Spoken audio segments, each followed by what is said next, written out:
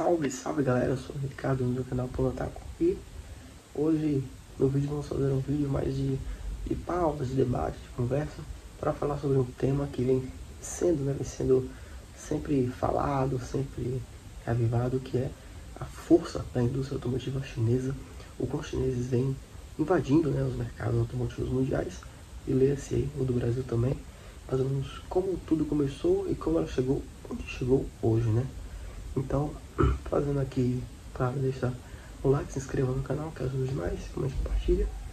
Então, primeiro fazendo uma breve introdução aí sobre a história, A China começa a fabricar automóveis em 1956 com a FAW, que era First Automobiles Works, Ela fazia basicamente caminhões, que eram versões chinesas dos veículos soviéticos, E então é aquela coisa bem mais militar mesmo, um veículo mais de trabalho, utilitário, caminhões.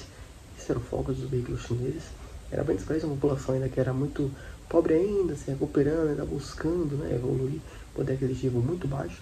Então o objetivo deles era isso, era ter uma logística, uma maneabilidade ali no trânsito, mais ou menos para transportar de ponto A ao ponto B, e transportar mantimentos do que fosse necessário. E assim a China permaneceu durante muito tempo. Até quando, ali nos anos 80 e 90, houve a abertura do mercado chinês para importação, para a chegada de marcas ocidentais, de empresas ocidentais, mas com uma condição, que elas deveriam formar joint ventures, parcerias com as empresas chinesas, quase todas, para não dizer todas, estatais, com o objetivo de compartilhar tecnologias com as empresas chinesas, assim, usar o know-how das empresas estrangeiras para fortalecer o conhecimento tecnológico, de materiais e tudo mais da indústria chinesa, e ao mesmo tempo as montadoras ocidentais ganhavam em troca uma alta lucratividade, porque olha a população que a China tem. Então os lucros que as montadoras tinham na China eram realmente muito grandes. E um exemplo bem clássico desse momento aí foi nada mais ou menos que o Volkswagen Santana. Pois é, a VW sempre teve uma joint venture com a SAIC na China, e o Santana permaneceu ganhando durante décadas, décadas. Chegou nos anos 80 ali, e ela ficou até 2006, se não me engano, 2016, não minto, até 2021, que ainda tinha a Santana sendo fabricada na China. Então é realmente impressionante a longevidade que esse carro teve. Até hoje ainda tem muitos lá, servindo como táxis, como veículo de aplicativo e tal. Realmente é um grande apelo, a coisa que o chinês tem pelo Santana, E assim foi acontecendo. As montadoras, se quisessem produzir e vender na China, tinham que formar joint ventures com marcas locais da China, E daí foram criando conglomerados, foi havendo esse conhecimento, compartilhamento de tecnologias e de conhecimento também, de produção, de desenvolver um carro, de projetos de um carro, e até dar certo também. E assim foi até o início dos anos 2000, que foi quando os chineses começaram a fabricar seus próprios carros, Foi aí que surgiram os primeiros carros de marcas como Chery, como JAC, como SAIC, como até a BMW, que chegaram um pouco depois, mas convenhamos, carros que eram verdadeiras porcarias, Você lembra como foram no final dos anos 2000, Os primeiros chineses chegaram no Brasil, o JAC J3, os primeiros Chery, eram carros muito ruins. Tinha um preço muito bom, muito atrativo, até porque a mão de obra chinesa é muito barata. Convenhamos, não cabe muito falar sobre os meios, Mas sabemos que de uma forma bem exploradora, digamos assim, Explorando os trabalhadores, eles conseguem preços bem competitivos. O fato de lá ter a grande maioria das reservas, de materiais, implica também nisso, nos preços serem baixos, mas carros que, dinamicamente, de qualidade mesmo, o produto em si, eram muito aquém do que as marcas ocidentais ofereciam, Mas os chineses aprendem rápido, Foram recebendo as críticas, foram estudando, se aperfeiçoando, e as chinesas foram evoluindo até que chegamos ao patamar que estamos hoje. E o que foi o grande pulo dos chineses, qual foi o grande pulo do gato deles? Eles viram que fazer um carros com motores a combustão ia demorar décadas para chegarem no nível das marcas ocidentais, se é que iam chegar, Marcas com séculos de tradição fazendo carros, não tem como você novato competir com uma marca dessa, mas as regras e instruções mais rígidas forçaram todo mundo a investir em veículos eletrificados e vídeos elétricos, e era coisa nova para todo mundo, e foi aí que a China viu sua oportunidade. Pois ela falou, vamos investir em carros elétricos, porque é novidade para todo mundo, e com a nossa tecnologia, o acesso que eles tinham às terras raras, os metais nobres que são utilizados para fabricar baterias. Veja que 80% dos componentes eletrônicos, baterias e automóveis do mundo são fabricados na China. Então é a facilidade que tem isso aí, fora a imensa capacidade produtiva que tem lá, né? Os incentivos que o governo chinês deu também e tudo mais. Afinal, as empresas estatais do governo sempre apoiava, e com isso a eletrificação foi muito apoiada, incentivada em massa. Não à toa, quase totalidade de marcas de veículos elétricos, né, veículos que são vendidos são de marcas chinesas. Aqui no Brasil tem muito isso, a BYD sozinha é mais de 70% da venda de carros elétricos, se não me engano.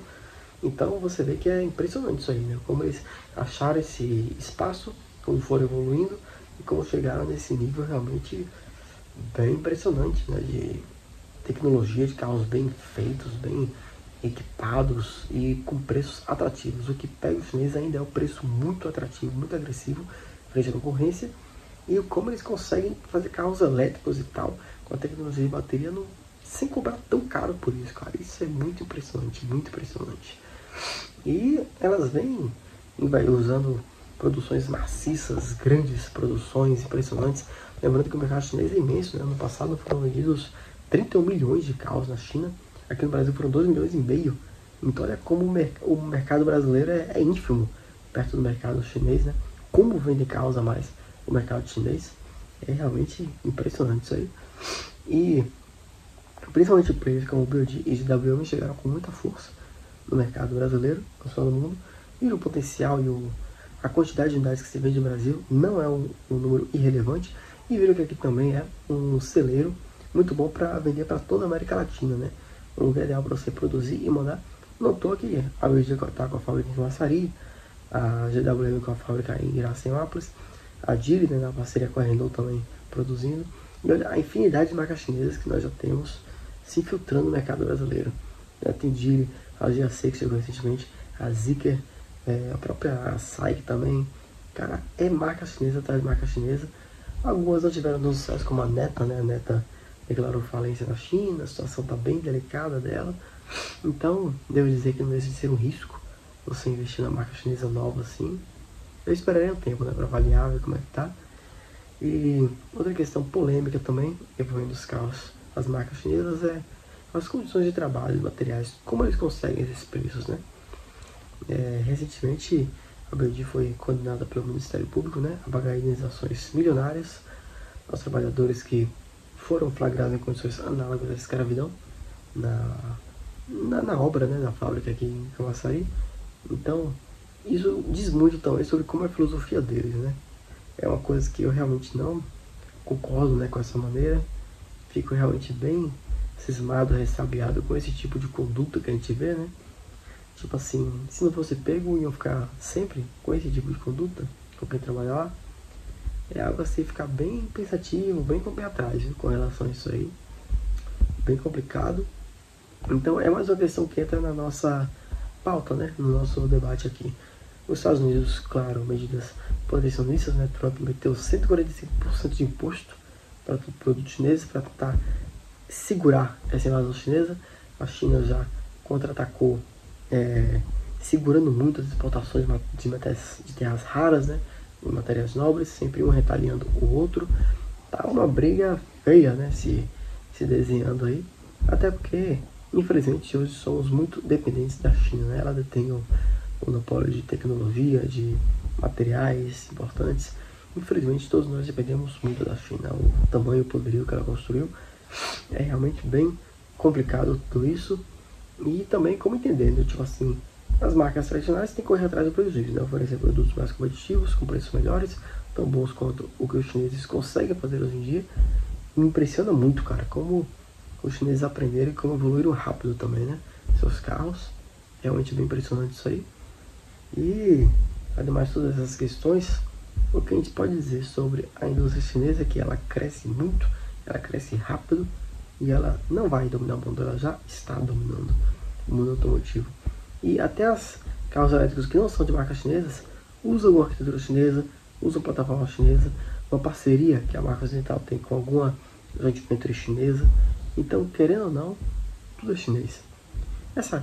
A câmera desse smartphone que está me filmando, esse iPhone que está me filmando, tem componentes chineses. Tudo que você usa é chinês. Não tem muito como escapar disso, né? ela tá muito forte em todo o mundo. Então, é complicado. O que eu diria para você comprar um carro de marca chinesa? Eu ainda tô meio cismado porque não sei, tantas marcas chegando e tudo mais, né, fabricando. Eu ainda preferiria esperar um pouquinho para comprar. Mas que financeiramente são muito atrativos, são muito competentes, né? Assim, mercadologicamente, os produtos são. Os carros chineses são.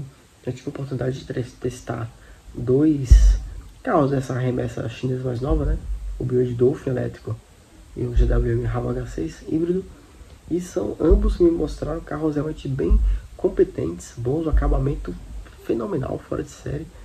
E o preço, cara, que custa realmente impressiona demais. Tipo, como os caras conseguem mudar esse preço, sendo que as concorrentes cobram bem mais caro. É realmente incrível. E não deixa de ser até um pouco assustador, né? Esse avanço chinês aí. Mas tá aí. Indústria chinesa. Um terror? Uma coisa boa? Enfim, eu vou deixar aberto a vocês nos comentários o que vocês acham.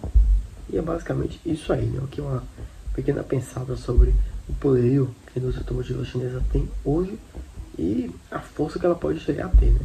Realmente a China se apoia muito nela ter investido no lugar certo, que foram os carros elétricos, nela ter o grande monopólio, né, de materiais e tudo mais, ter mão de obra barata, conseguir fazer produtos acessíveis.